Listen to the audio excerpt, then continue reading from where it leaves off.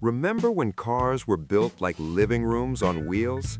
When you could fit your entire family, the dog, and half the neighborhood in a single automobile without anyone touching elbows?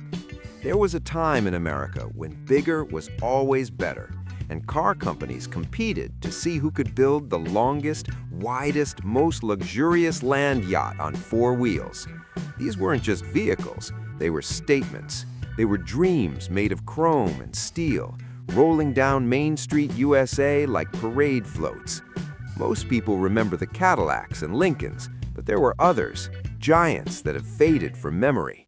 Beasts so massive they barely fit in modern parking spaces. Today, we're looking at 10 of the biggest American cars ever built, monsters you've probably never heard of, but that once ruled the open road. Number 1. The 1960 Plymouth Fury. Picture this, it's 1960, and your neighbor pulls into his driveway in a brand new Plymouth Fury. You walk outside, and the first thing you notice is the fins. Enormous, space-age fins that stretch toward the sky like rocket ships. The Plymouth Fury wasn't just big, it was over 18 feet long and weighed nearly 4,000 pounds. This was Plymouth's attempt to compete with Cadillac and Lincoln, and they did it by making everything bigger. The hood seemed to stretch on forever, and the trunk could swallow enough luggage for a cross-country trip without breaking a sweat. Inside, bench seats covered in soft vinyl could seat 6 adults comfortably.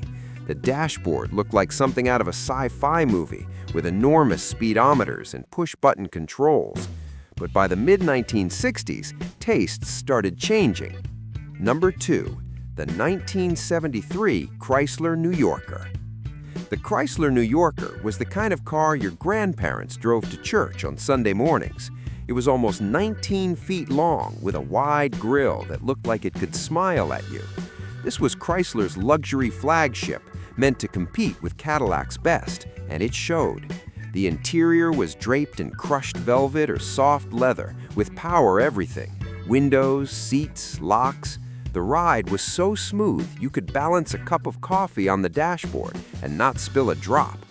Under the hood sat a massive V8 engine that drank gasoline like water, but nobody cared back then because gas was cheap. The New Yorker represented success. It said you'd made it. But when the 1973 oil embargo hit, suddenly nobody wanted a car that got 10 miles to the gallon. Sales plummeted, and by the early 1980s, the New Yorker had shrunk down to something much more sensible. Number 4. The 1976 Cadillac Fleetwood 75. If you wanted to make an entrance in the 1970s, you showed up in a Cadillac Fleetwood 75. This wasn't just a car, it was practically a limousine. At over 20 feet long, it was longer than some studio apartments. The Fleetwood 75 came with an extended wheelbase, meaning the back seat was enormous. You could stretch out like royalty, and some models even had a glass partition between the driver and passengers. This was the car that presidents, diplomats, and movie stars rode in. The craftsmanship was stunning. Real wood trim, hand-stitched leather, and carpeting so thick your feet sank into it. It weighed over 5,000 pounds and floated down the highway like a cruise ship on asphalt. But as the 1970s wore on and fuel economy became a national concern, cars like the Fleetwood 75 became dinosaurs.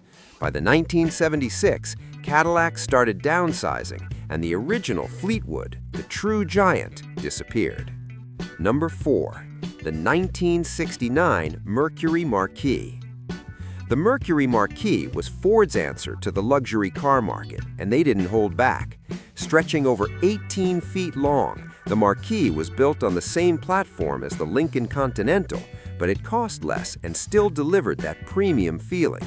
The front grille was wide and bold, and the body was long and low, hugging the road like it owned it. Inside, you'd find plush seating for 6, with enough legroom to host a card game in the back seat. The ride was quiet and smooth, thanks to advanced suspension and sound insulation that made highway driving feel like floating on a cloud. Mercury marketed the Marquis as the man of distinctions car, and it worked. Doctors, lawyers, and businessmen loved it. But as the 1970s brought stricter emission standards and higher fuel costs, the Marquis started to lose its appeal. By the 1980s, Mercury began downsizing their lineup, and the original Marquis, the true giant, disappeared. Number 5. The 1971 Buick Electra 225. The Buick Electra 225 had a nickname, the Deuce and a Quarter. That name came from its length, 225 inches, which is just over 18.5 feet. This was Buick's flagship, their statement car, and it made a statement all right. The Electra was smooth, quiet, and packed with luxury features like power seats, air conditioning, and an AM/FM radio that seemed futuristic at the time. The body style was elegant, with smooth lines and chrome accents that caught the sunlight just right. Families loved the Electra because it was spacious enough for road trips, yet refined enough to feel special. Driving one felt like piloting a ship, slow, steady, and in complete control. But like so many giants of the era, the Electra couldn't survive the changing times. Fuel prices soared, and buyers wanted smaller, more efficient cars. Buick kept the Electra name alive, but the car itself shrank with each new generation. The original Deuce and a Quarter became a fond memory, a symbol of a time when Americans measured success by the foot. Number 6. The 1974 Imperial LeBaron. Chrysler's Imperial brand was always meant to be the pinnacle of American luxury, and the 1974 LeBaron was their crowning achievement. At just under 20 feet long, the Imperial LeBaron was massive, but it was also beautiful. The designers gave it a formal, upright look with a long hood and a short rear deck, making it instantly recognizable. Inside, passengers were treated to thick leather seats, rich wood paneling, and a level of craftsmanship that felt handmade. Chrysler positioned the Imperial as a direct competitor to Cadillac, and in many ways it succeeded. But despite its beauty and luxury, the Imperial struggled with reliability issues, and its timing couldn't have been worse. The oil crisis made large, thirsty cars unpopular almost overnight. Sales dropped, and by 1975, Chrysler discontinued the Imperial entirely. It would make brief comebacks over the years, but the original 1974 LeBaron remains the peak. Number 7. The 1970 Oldsmobile 98. The Oldsmobile 98 was the car your successful uncle drove. It was big, bold, and built to last. Measuring over 18 feet long, the 98 offered a combination of luxury and reliability that made it a favorite among middle-class families who wanted to feel rich. The front end was dominated by a chrome grille and quad headlights that gave it an aggressive but elegant look. Inside, you'd find bench seats wide enough to sleep on, wood grain trim, and enough dashboard buttons to make you feel like a pilot. Oldsmobile built a reputation on quality, and the 98 was proof of that. It rode smooth, handled well for its size, and rarely broke down. But as the decades passed, Oldsmobile struggled to compete with imports and changing consumer tastes. The 98 kept getting smaller and less distinctive. By the time Oldsmobile shut down in 2004, the 98 was long gone, remembered only by those who had the privilege of driving one. Number 8. The 1968 Pontiac Bonneville. Pontiac built cars for people who wanted performance and style without paying Cadillac prices, and the 1968 Bonneville delivered both. At over 18 feet long, the Bonneville was a full-size beauty with flowing lines and a wide stance that made it look fast even when it was parked.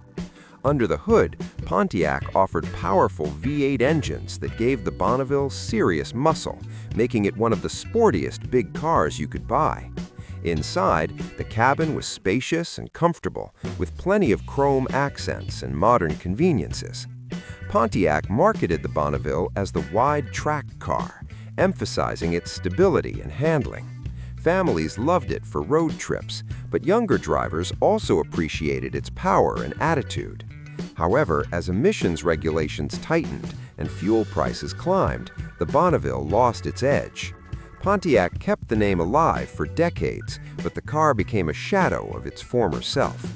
The original 1968 Bonneville, with its bold styling and muscle car heart, is mostly forgotten now, overshadowed by Pontiac's more famous GTO and Firebird models. Number 9. The 1972 Dodge Polara. The Dodge Polara was a workhorse. At just over 18 feet long, it wasn't trying to be the fanciest car on the block, but it was reliable, roomy, and tough. Dodge marketed the Polara as a family car, but it also became popular with police departments and taxi companies because it could take a beating and keep going. The styling was clean and simple, with a wide grille and strong shoulders that gave it a no-nonsense look. Inside, you'd find durable cloth seats, basic controls, and plenty of space for passengers and cargo. The Polara wasn't about luxury, it was about getting the job done. Families bought them because they were affordable and practical. Police officers liked them because they were fast and dependable. But as the 1970s progressed, buyers started demanding more from their cars: better fuel economy, modern features, and sleeker designs. The Polara couldn't keep up. Dodge phased it out by the late 1970s, replacing it with smaller, more efficient models. Today, the Polara is mostly remembered by those who drove one in uniform or took family vacations in it. Number 10. The 1975 Ford LTD. LTD stood for Luxury Trim Decor, and Ford meant it. In 1975, the LTD was nearly 19 feet long and came loaded with features that made it feel expensive without the expensive price tag. Ford designed the LTD to compete with Chevrolet's Caprice and Dodge's Monaco, and it did so by offering a soft, quiet ride and a long list of options. You could get power windows, air conditioning, plush velvet seats, and even an 8-track player. The styling was boxy but dignified, with a prominent front grille and clean body lines. Families across America bought LTDs because they were reliable, comfortable, and spacious enough for long road trips. But like so many cars of its size, the LTD fell victim to changing times. Fuel economy became a priority, and buyers started choosing smaller cars. Ford kept the LTD name for years, but it eventually became just another mid-size sedan. These giants of the American road have mostly vanished from our streets and our memories. They were built in a time when bigger meant better, when gasoline was cheap, and when a family car was also a statement of pride. Sure, they guzzled fuel and took up 2 parking spaces, but they also represented something beautiful: American optimism, craftsmanship, and the dream of the open road. Today's cars are safer, more efficient, and more advanced, but there's something magical about these old giants that we'll never quite see again.